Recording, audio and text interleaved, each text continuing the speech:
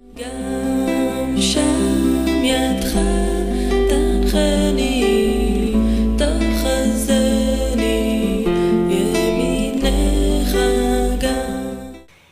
morning was a pretty typical morning. I had gone to sleep a little bit later than I should have, and woke up a bit earlier than I would have liked to get everyone off to school in time. While I was giving everyone breakfast and getting everyone all ready, I reminded my 6-year-old Mayan that she would have to be ready in time for when my husband takes her every morning to kindergarten in a different neighborhood. So she was still playing and sort of doing her own thing. So she wasn't so interested in getting ready. By the time my husband was ready to go with her, she had gotten dressed, but she had put on a shirt that had a big stain on it. I told her the day before that I didn't want her wearing it out of the house because it was in pretty bad shape. And also she hadn't brushed her hair. Her hair looks sort of like Medusa, like she has sort of a Medusa thing sort of going on there. So I said, Mayan, you need to brush your hair. So she was sort of sulking and sort of brushed her hair, sort of sad. And then I told her, when she was walking out of the door with my husband, I said, and that shirt with the big stain, I told you yesterday you may not wear the house, that's the last time you're wearing it out of the house. And I closed the door. So it didn't take too long, like a few seconds later, my heart fell. And I realized that my daughter, Mayan, was going to spend the whole morning at kindergarten with the memory of what I'd said in her head. And it was going to leave her with this bad, sad feeling the whole morning. And I felt so bad. I remembered that I had read a few weeks ago, in Bina magazine, they had an interview with a psychologist, and she was talking about parents' relationships with children, and she was saying that our relationships with our children are like a bank account. That every positive, nice, fun interaction that we have with our children is like making a deposit in our bank account, and every critical, complaining, negative interaction that we have with our children is like making a withdrawal from the bank account. And the psychologist said the most important thing is that you make sure that at all times you have a tidy sum in your bank account with every child. So I thought, not only have I sort of ruined my daughter's morning speaking so carelessly when she was leaving the house, but now I have no money in my bank account with her. I'm in serious overdraft with her. I may be $1,000 in overdraft with Mayan. I felt really bad.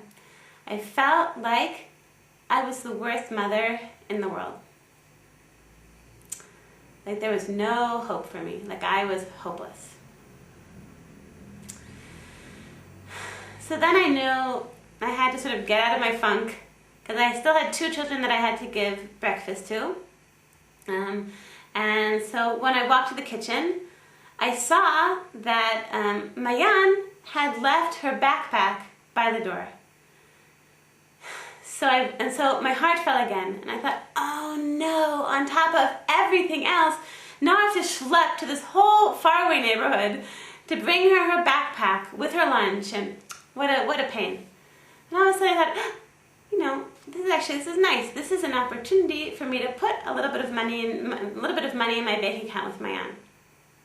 So afterwards, I got my 2 younger kids out and where they had to go, and I took a taxi with the backpack to Mayan. On the way to her kindergarten, I stopped by a corner store and I bought her a bag of bamba, a special treat. And so the taxi dropped me off there, off at the kindergarten, waited for me, and I went inside, and Mayan saw me, and she was very happy to see me, and I gave her a big hug, and I opened up the backpack, and I said, I pointed to the bamba, and I said, look, I bought you a special treat. And she saw the bamba, and she smiled. She really likes bamba. She's an Israeli girl. And I said, and do you know why I bought you a special treat today? And she said, no. And I said, because I love you very much. So I went back to the taxi and I felt a lot better. I knew that now I was safe. I had a bit of money in my bank account with Mayan. And as I was leaving, as I was in the taxi going back home, I remembered something that my parenting teacher, Rabbi Natalia Helfer, had taught me many years ago, and it always stuck with me. I felt it was such a powerful idea. She said that women, most of us know that there's a special connection between Jewish women and the first of the Jewish month, Rosh Chodesh.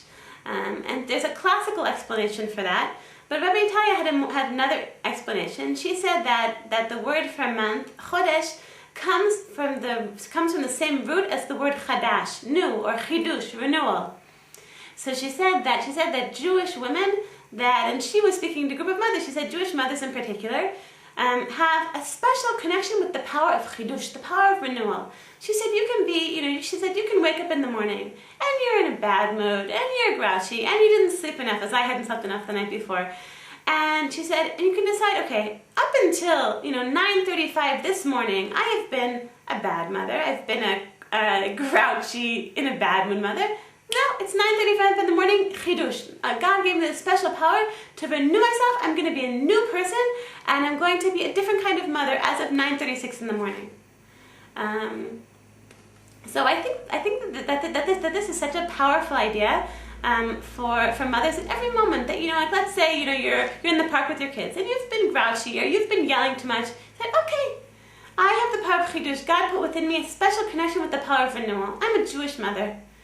It's 3:35 in the afternoon and I've decided, at this moment, I'm a new woman. I'm going to be in a good mood. I'm going to put a smile on my face. I'm going to take everyone to buy popcorn. I'm going to do something nice. I'm going to make a good deposit in my children's bank account. Enough being an overdraft with them.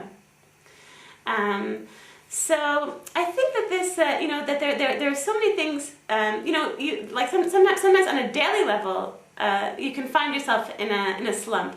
But sometimes for years and years we can find ourselves as Jewish mothers in patterns that we'd really rather not be in. You can find that you're a bit more depressed than you would like to be, that you're habitually frustrated, much more than you would like to be, that you're constantly disorganized and everybody suffers because of it, and you really, really would like to change. So I think that this power of chidush, this power of renewal, it's such a powerful idea. It's like you don't have to be that way. You don't have to be stuck. God gives you the power to get out of it. Let's say a mother who's depressed. So she can decide, I have this power of chidush. I am going to take 5 practical steps to be a less depressed mother. I'm going to join a gym so I can get some sort of mood-enhancing exercise. I'm going to finally set up an appointment and see a psychologist like I would have liked to a few months before. There are so many things that we can do to improve our lives. Rabbi Chana said that she asked why in the Holy Temple, up to the altar, there weren't steps leading up to the altar, there was a ramp. And she said, why is there a ramp and not steps? She says, because steps, you can stand still. You can sit down on a step. She said, but a ramp, you can't stand still. Either you're going up or you're going down. And she said it's the same thing with a Jew. Either we're going up and we're improving ourselves and we're working on ourselves and we're being, happier people who are being more the kind of people that we would like to be. Either we're going up or, God forbid, we're going down. So we can never stand still. You can never stand still and stay the same. So I want to bless all of us that we as Jewish mothers should be constantly connected with this power of renewal. That we should constantly be moving up the ramp and more becoming happier and thriving mothers, more and more the kind of mothers that we can be proud of being. Shabbat Shalom. כי אין מילה בלשוני